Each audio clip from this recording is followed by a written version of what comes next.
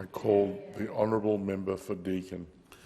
Well, thanks very much, Mr Deputy Speaker. Mr Deputy Speaker, it's clear that after 18 months of this Labor government, Australians are worse off. Australians are worse off in a number of ways because this is a government and a Prime Minister who is distracted, a Prime Minister whose priorities are completely wrong, and a Prime Minister who we see in question time each and every day thinks that things have never been better for the Australian people, that they should be very grateful for what he's delivered them. Well, Mr Deputy Speaker, what has this government delivered in 18 months? Well, what we've seen in the last 18 months is we've seen the cost of living crisis get worse and worse by the day. This was a Prime Minister who said before the election that he's going to reduce energy prices by $275 a year. He said that 97 times before the election and yet has not chosen to make that promise or to repeat that promise or repeat that statement even once since the election. Why? Because we've seen electricity costs increase by 18%. We've seen gas prices increase by 28%. Every single Australian who goes to the supermarket or fills up at the Bowser has seen prices growing exponentially. Yet before the election, the Prime Minister made a solemn commitment to the Australians that life would be better under him. Indeed, he made the ill-fated promise of delivering cheaper mortgages.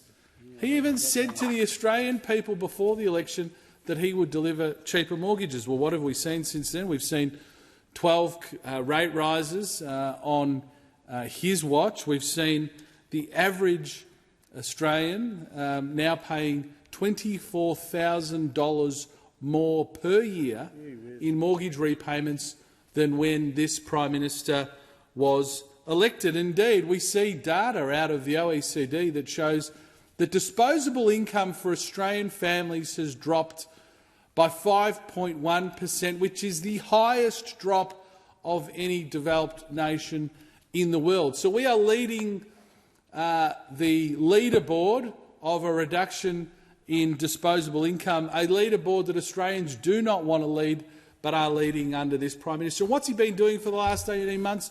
Well, he's been travelling, wandering around the world. The Prime Minister has been spending huge amounts of time and energy on his voice referendum proposal. We all can think back to those optimistic days of the Prime Minister holding a press conference with Shaquille O'Neal.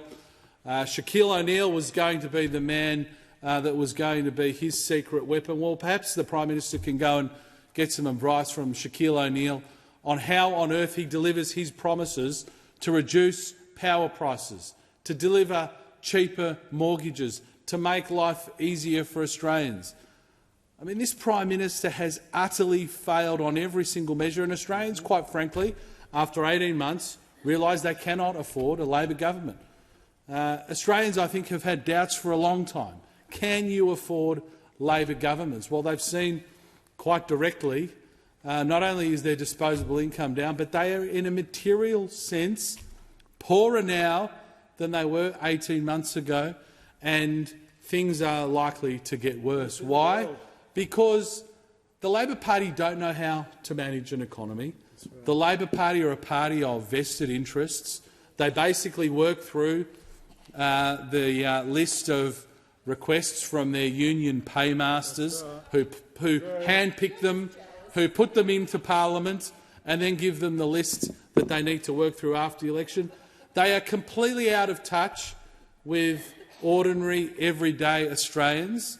We see it on a daily basis that the senior leadership of the Labor Party are very comfortable at dinner parties and very comfortable strutting red carpets, very comfortable in those forums. But when it comes to understanding the pressures of the Australian people, and nothing is more galling than when the Prime Minister is asked questions about these things, when he's invited to repeat his promise of delivering a $275 energy reduction, or when he's invited to repeat his promise that he was going to deliver cheaper mortgages, he sits there with a supercilious smile at the dispatch box like Australians have never done it or had it better. Well, Prime Minister, Australians are suffering. Order. Start focusing on the things that matter to everyday Australians. Expired.